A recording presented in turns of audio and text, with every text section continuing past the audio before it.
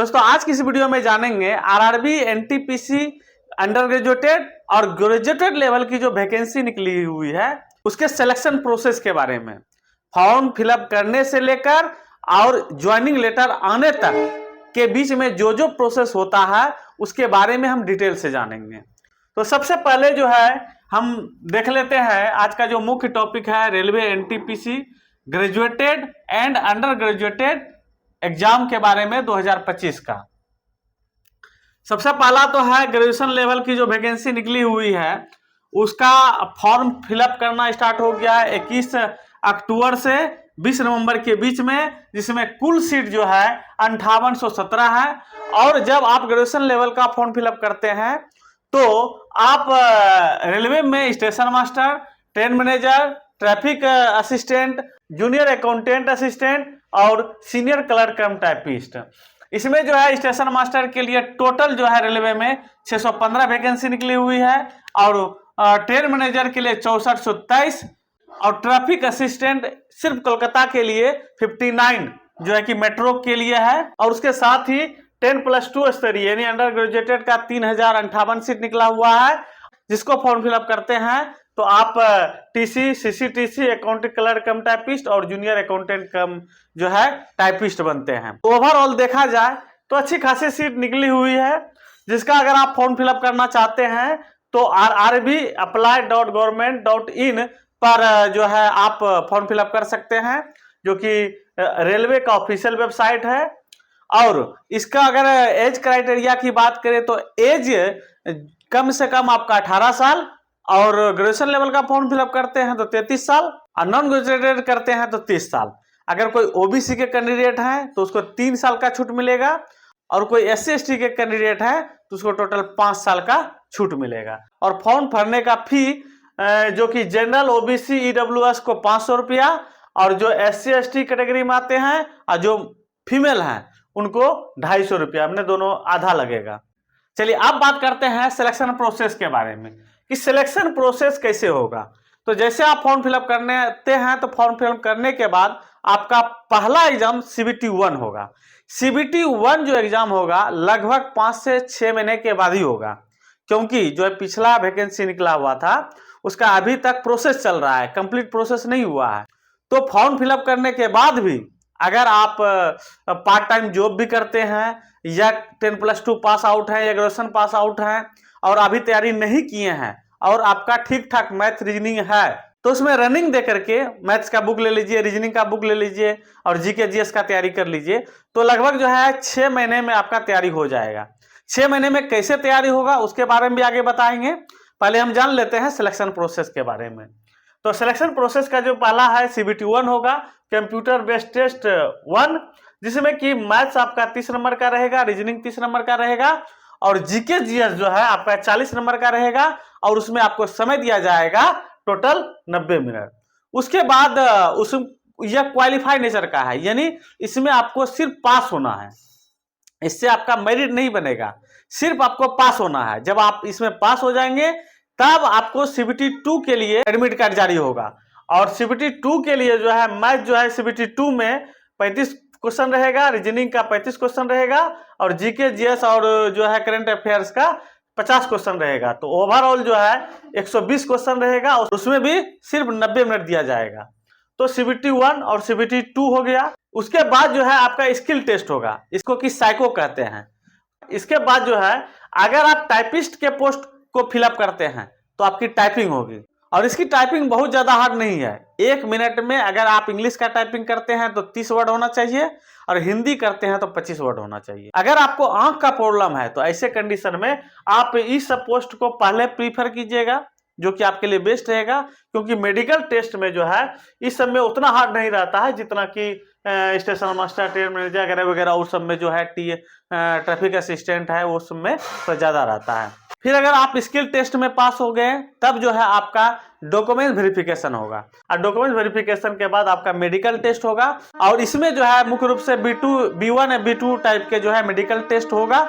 ऐसे रेलवे में जो है मुख्यतः 6 प्रकार का मेडिकल टेस्ट होता है, A1, A2, B1, B2 और C1, C2। अब कुछ लोगों को यह भी समस्या आ जाती है कि सर फॉर्म फिलअप जो है में क्या हमको सावधानी बरतनी है, क्या करना है। आप लोगों का लगातार पिछले वीडियो में कमेंट आता रहा है कि सर फॉर्म कैसे फिलअप करें। तो देखिए, फॉर्म फिलअप अगर आप जानते हैं फॉर्म अपने से भरने के लिए, तभी आप फॉर्म फिलअप कीजिएगा। अगर नहीं जानते हैं तब आप साइबर कैफे जाइएगा और वहाँ फॉर्म फिलअप कीजिएगा। अब वहाँ भी फॉर्म फिलअप करते समय आपको इस बात पर ध्यान रखना होगा कि आपका सेल्फ मोबाइल नंबर होना चाहिए, आपका मोबाइल नंबर होना चाहिए, आपका जीमेल होना चाहिए, ना कि साइबर कैफे वाले का। आपका जीमेल होना चाहिए, ताकि रेलवे में अगर कुछ भी बदलाव होता है तो आपको मैसेज या जीमेल पर भेजा जाता है। अगर आप साइबर कैफे वाले का नंबर दे दीजिएगा या जीमेल दे दीजिएगा, कुछ भी नहीं पता चलेगा क्या हो रहा है क्या नहीं। और तीसरा जो है 10th का मार्कशीट चाहिए। 10th का मार्कशीट इसलिए चाहिए जिससे क्या आप बर्थ का जो है ना, का डेट ऑफ बर्थ का इससे ही वेरीफाई होता है। उसके बाद अगर इंटर लेवल का फॉर्म फिलअप करते हैं तो इंटर का मार्कशीट, ग्रेजुएशन लेवल का फॉर्म फिलअप करते हैं तो ग्रेजुएशन का मार्कशीट आपके पास होना चाहिए। उसके साथ जो है आधार कार्ड आपके पास होना चाहिए, पासपोर्ट साइज का जो है आपके पास फोटो होना चाहिए, वो लेटेस्ट होना चाहिए। उसके साथ ही एक सफेद पेज में सिग्नेचर होना चाहिए। उसके बाद अगर ओबीसी एससी एसटी के कैंडिडेट हैं तो आपका कास्ट सर्टिफिकेट लेटेस्ट में होना चाहिए, कम से कम जो है 6 महीने का चलेगा। जनरल का कैंडिडेट है और वो फॉर्म फिलअप कर रहे हैं तो उसके लिए ये सब क्राइटेरिया जरूरत नहीं है कि ओबीसी एससी एसटी का जाति प्रमाण पत्र और निवास प्रमाण पत्र या इनकम सर्टिफिकेट, ये सब चीजों आवश्यकता नहीं है। तो ये रहा कि फॉर्म फिलअप करते समय ध्यान में देने वाली बातें।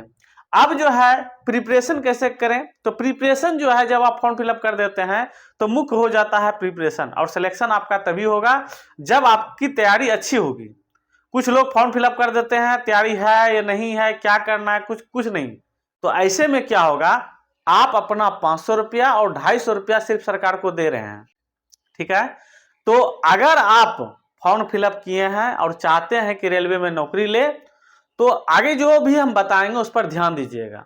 पहला बात कि आप अगर 10+2 लेवल का फॉर्म फिलअप किए हैं या ग्रेजुएशन लेवल का फॉर्म फिलअप किए हैं तो उसका सिलेबस देखिएगा कि कौन सा सिलेबस है, सिलेबस में क्या तैयारी करना है और क्या नहीं तैयारी करना है।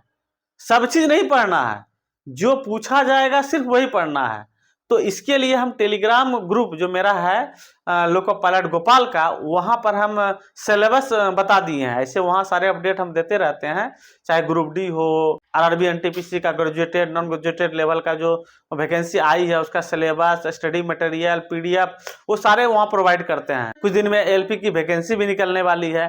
तो ऐसे में जो भी रेलवे का लेटेस्ट अपडेट आता है या वैकेंसी आता है तो वहां जो है आपको सारा अपडेट मिल जाता है।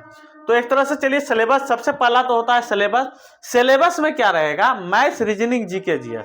और मैथ्स का जो है मुख्य रूप से आपका बेसिक सही होना चाहिए, कैलकुलेशन सही होना चाहिए। तो अगर आपका बेसिक अच्छा है तो जो है किसी भी जैसे RS अग्रवाल का या किरण पब्लिकेशन का या जो भी आपको अच्छा लगता है आप एक बुक खरीद लीजिए और उससे जो है तैयारी कीजिए। और अगर आप तैयारी कर रहे हैं तो ऐसे कंडीशन में आप किरण पब्लिकेशन का प्रीवियस ईयर का सेट खरीद सकते हैं। आप वहां से जो है मैथ, रीजनिंग, जीके, जीएस का तैयारी कर सकते हैं। तो पहला तो होता है मैथ, रीजनिंग, जीके, जीएस का, जिसका कि अगर आप टारगेट लेके चलते हैं कि हमको 6 महीना तैयारी करना है तो आपको मैथ्स का, रीजनिंग का, जीके, जीएस 3 महीने के अंदर कंप्लीट करना होगा। क्यों?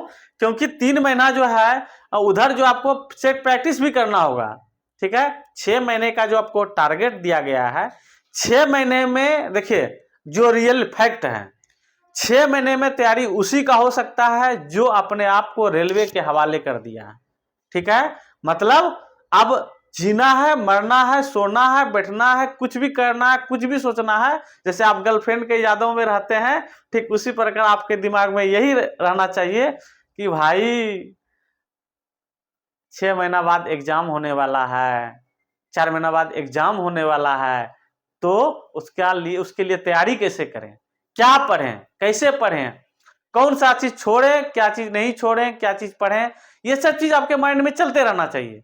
यानी सुने भी किसी से तो उसी के बारे में, पढ़े तो उसी के बारे में और सोचे तो उसी के बारे में, तभी आपका सिलेक्शन जो है 6 महीने के अंदर में हो पाएगा, ठीक है।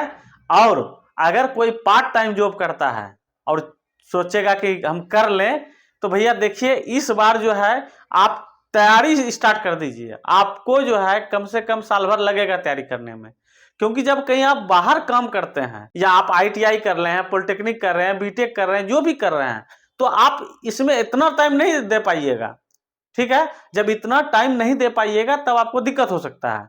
तो ऐसे कंडीशन में आप जो है अभी से ही बेसिक से स्टार्ट कीजिए, चाहे मैथ्स का, रीजनिंग का, जीके जीएस का। ठीक है, और इसके लिए जो है हम नया बैच स्टार्ट किए हैं मैथ्स बेसिक से बताने के लिए ट्रिक के साथ।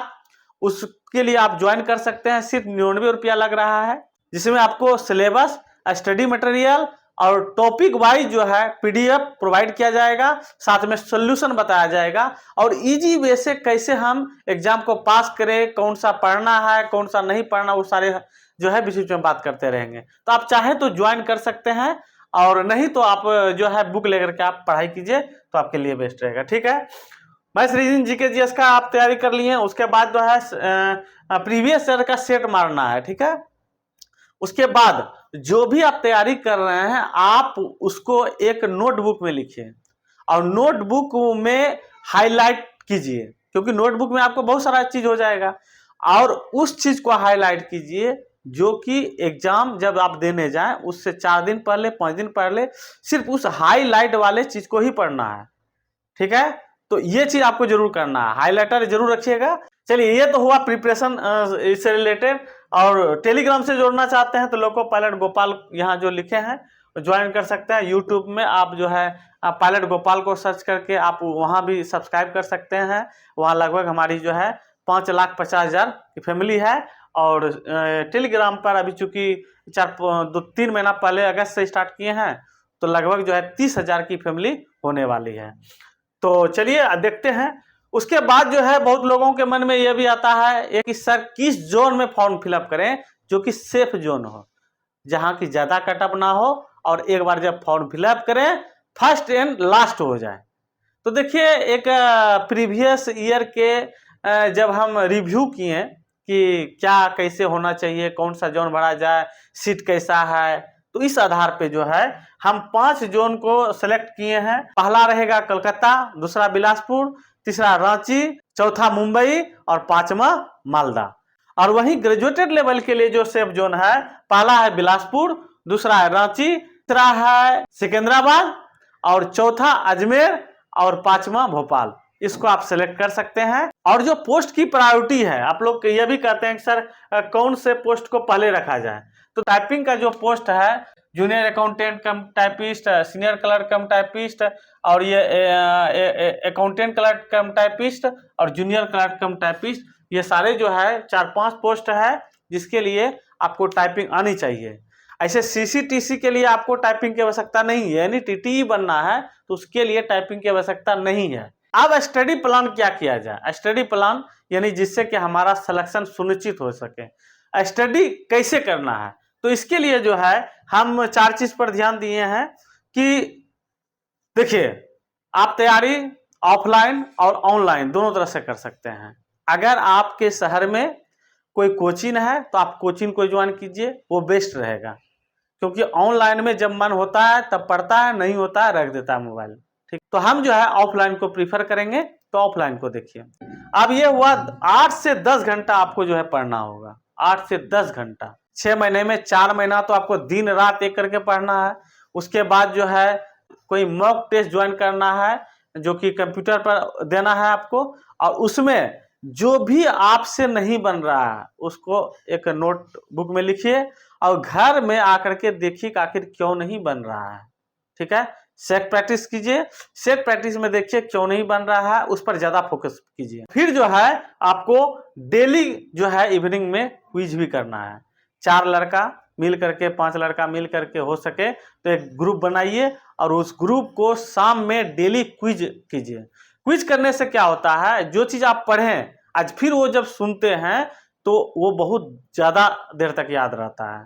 तो आज के वीडियो में आप जाने कि फॉर्म भरने से लेकर सिलेक्शन प्रोसेस तक का क्या क्या क्राइटेरिया है, क्या करना है, क्या नहीं करना है। इसके अलावा भी अगर आपके मन में कोई सवाल है तो आप हमें कमेंट में पूछ सकते हैं।